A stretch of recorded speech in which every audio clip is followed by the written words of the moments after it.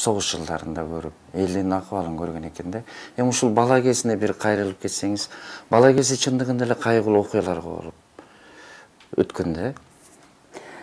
Ар кандай болгондо, баягы кичинекей кези абдан эле бактылуу, бир жакшы шартта болгон. Мисалы үчүн, мындай бир нерсе бар. Азыркы Раззаков менен Киев көчөсүнүн кесилишинде Агропромдун имараты турбайбы? Ошол жерде илгери бала бакча болгон. Азыркы ошол жердеги Чыңгыз акенин эстелиги дээрлик ошо бала бакчанын коросунда турат да эми. Жакын ошол жерге. 30-чу жылдары баягы кыргыздар көчмөн турмушунан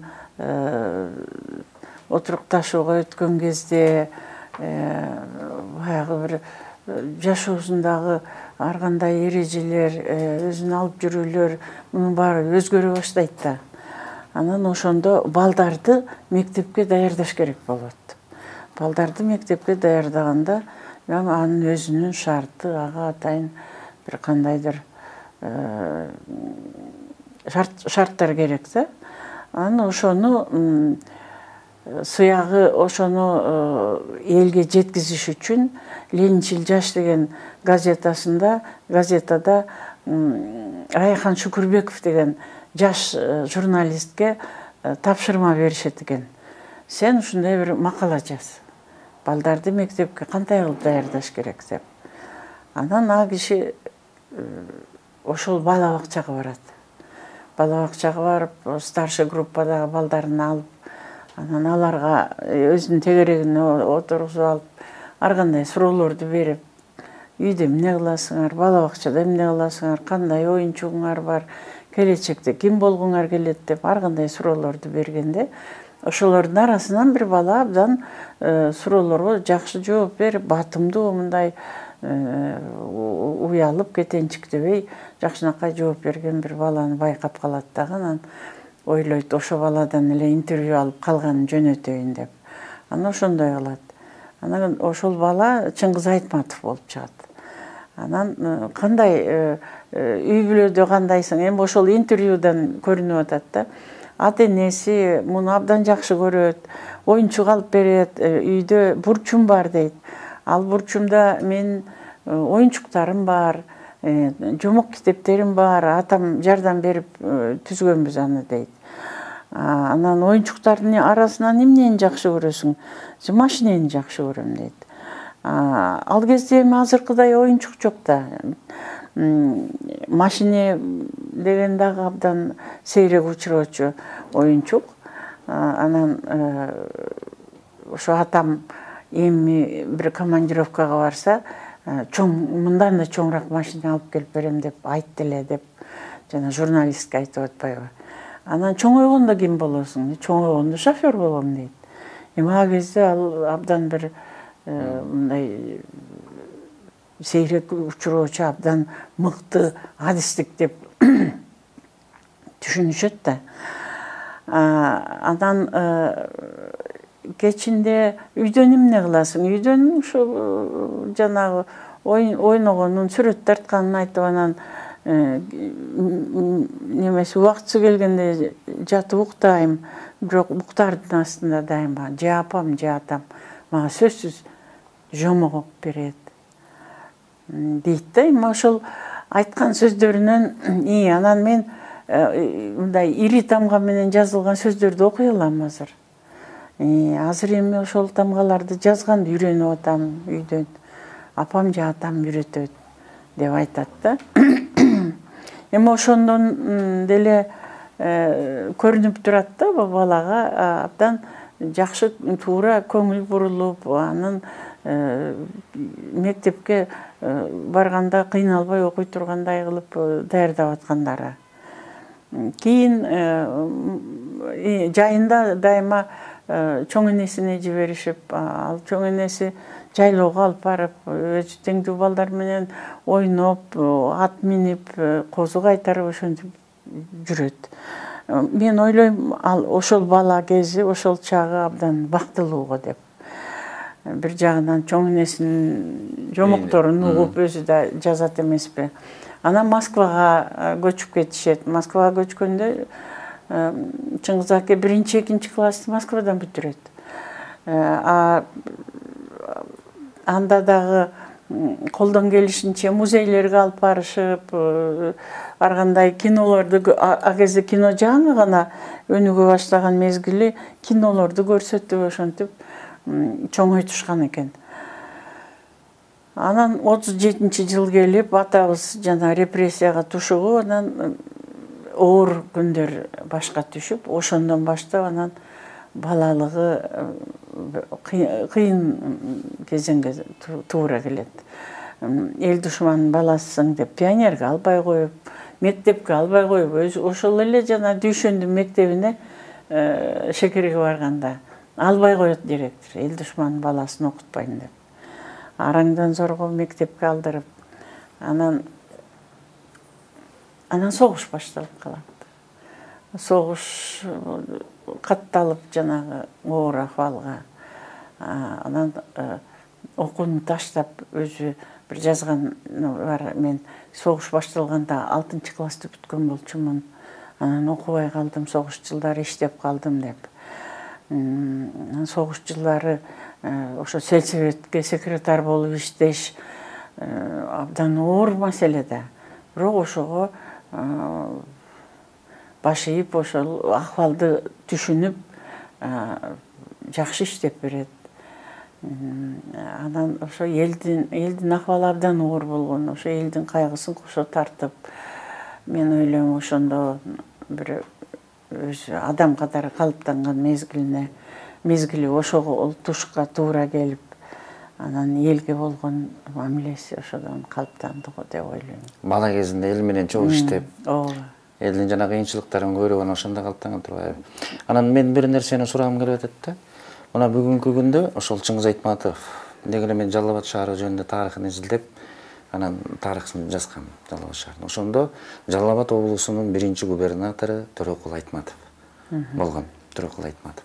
Анан Чыңгыз Айтматовду ошол Жалал Абадда төрөлгөн деген кеп бар. Ушуга сиздин оюңуз? Эми Чыңгыз Айтматовдун өзүнөн сурап койсо, мындай күлүп жооп беришкен да. Эми Кыргызстан, кыргыз эли баарыбыз бирбиз дегендей. ооба. Ошол туура. Биздин атабыз 26-28 жылдары, 29-жылга чейин Жалал Абадта иштеген. Анан ал жерде иштеп жүрүп, 29-жылдын башында атабызды Фрунзеге өнөр жай министринин ордуна чакырышат да. Собеседованияга чакырышат окшойт. Ошол Жалал Абадтан алып, Фрунзеге келтирели. Ал кезде эл чарбасын жөнгө салыш керек эле, абдан оор акыбал болуп турган, индустриализация деген башталган, биринчи 5 жылдык план аткаруу деген абдан чоң маселелер турган. Ошону бирөө башкарыш керек эле республикадан. Ошого Төрөкул Айтматов жарайт деп чакырышып, бул эми 28-жылдын билбейм, ноябринде болгонбу. Анан апам кошо келет. Май күнү жетип турат. Биринчи тун баласы чарчап калган экен да. Анан ошодон коркуп дагы барып, борбордон эле барып төрөп келейин деп кошо чыкса керек атам менен.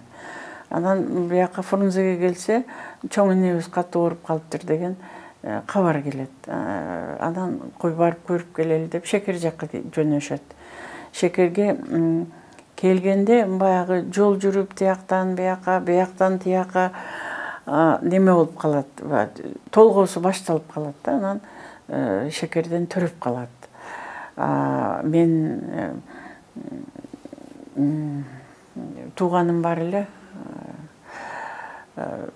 ошол айтчу эле, менин апам Чыңгыздын киндик энеси деп. Биздин аттарын унутуп калдым. Биздин жакын тууганыбыз Тойлубай деген. Жакын тууганыбыздын аялы Жумагүл эне төрөткөн экен. Анан баягы кичине тыныккандан кийин кайра Жалал Абадка алып кетет. Анан Жалал Абадка келгенде ЗАГСка кайрылат экен. Биз эркек балалуу болдук, ушуну регистрациядан өткөрүп койгула, неме күбөлүк кагаз жазып бергиле деп. Анан Жалал Абадтын ЗАГСында ушул жерде төрөлгөн деп жазып берген немеси көйлүгү болгон экен. Ошол жерде жазуу калган. Ошон үчүн айтып атышат Жалал Абадта төрөлдү деп. Ачыгында Шекерде төрөлүп, анан Жалал Абадка барып регистрация. Шекерде регистрациялабайт. Эмне кереги бар дейт дайым а кезде. Ал жерде ЗАГС жок. Жалал Абадта ЗАГС бар. Обком губернатору деп атасың. Өзү губернатор болсо анан жаздырып алды да. Ошол анда ким ойлоптур? Айырмасы кайсы жерде төрөлгөнү. Анан ал немени алып, бияка болгондо бир 2 ай, 3 ай эле жашаса керек Жалал Абадта. Анан бияка министр болуп келет атабыз. Анан көчүп келишет Фрунзеге. Фрунзеде министр болуп иштеп, анан дагы 3 жылдай, 2 жыл. 2 жылдан кийин дагы Ош районуна барып, ал жерге дагы иштейт. Ошто номер 1 бала бакча бар, ошого да барган экен. Кээ бирөөлөр айтат, Ошто төрөлгөн деп. Оштун бала бакчасына барган. Анан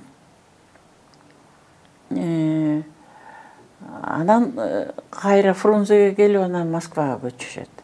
Москвага баратканда ага чейин Чыңгыздан кийин Илгиз төрөлөт. Анан эжем Люция деген эжем, ал эгиздин түгөйү.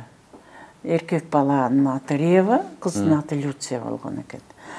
Анан Рева 6 айлык кезинде чарчап калат. Анан Люция, ошондо Чыңгыз, Илгиз Люциянын күбөлүктөрүн алып Москвага барат. Анан китептекчилерибиз болчу эле дейт, ошондо бир папкага салып койгонбуз дейт жана күбөлүктөрдү.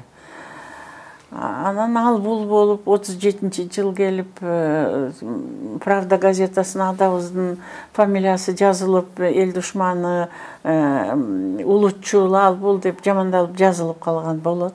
А кезде Правдага жамандалып жазылса сөзсүз камайт же жумуштан түшүрөт. Анан ошону сезип атабыз болбой апамды тез арада жөнөп кет Шекерге деп, Шекерге жөнөтөт.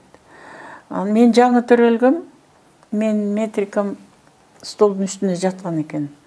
Аны сумкасына салган экен апам. Берки 3 баланын метрикасын унутуп калыптыр, шашып атып. Ал папкада калып калыптыр. Анан ошону менен апам кете берет Шекерге. Ма кезде мектепке метрикасы жок эле алчу, паспортизацияда анчалык азыркыдай күчтүү эмес болчу. Анан кийин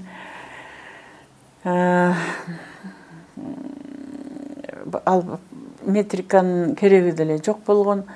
Анан 46-жыл Чыңгыз аке 8-классты бүтүп техникумга өтөм дейт. Техникумга өткөндө паспорт керек. Документтердин баарын жыйнаганда паспорт алайын десе күбөлүк жок. Күбөлүктү жана НКВДнын архивинен ала албайт да, Москванын НКВДсинин архивине кеткен.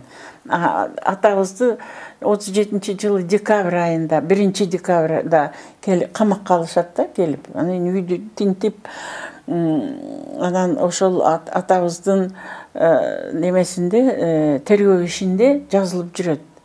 Бир документ жана өз ара кат жазышкан, өз ара жазышкан каттар салынган папка алынды деп. Изъята одна папка с документами и перепиской деп жазылып жүрөт. Ошол немеге кеткен жана документтер НКВДнын архивине кеткен. Москвадабы же бизге Фрунзеге берип жибердиби? Москва 46-жылы Москвадан сураса деле, Фрунзеден сураса деле аларды бермеген эмес. Жалал-Абадка, Таластан Жалал-Абадка барып келиш керек жана немени алыш үчүн.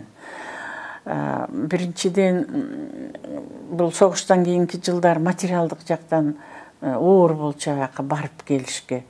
Экинчиден апабыз катуу ооруп, ден соолугу жарабай турган.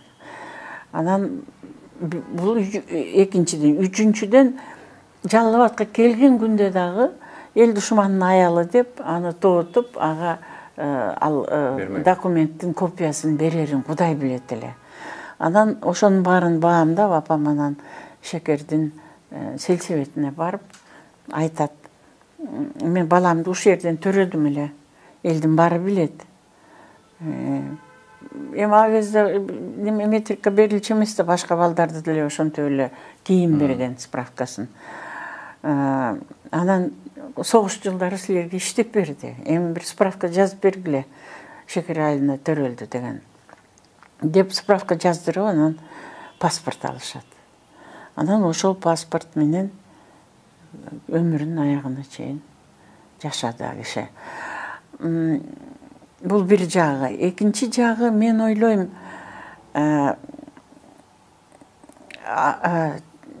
Чыңгыз аке Жалал-Абадта 2 ай жашаса керек. Ал эми Шекерде өзүнүн жанагы 9 жашында келип, 8ден 9га караган мезгилинде келген. Ошол 8 жашынан баштап жигит болгонго чейин Шекерде жашады. Ошол жердин элинин көз карашы, элинин ой жүгүртүүсү, алардын философиясы, алардын каада салты, ушунун баарын өздөштүрүп, ошонун өзүнө сиңирип, адам катары Шекерде калыптанып өстү. Ошон үчүн мен Шекерде туулуп өскөнмүн деп жазган.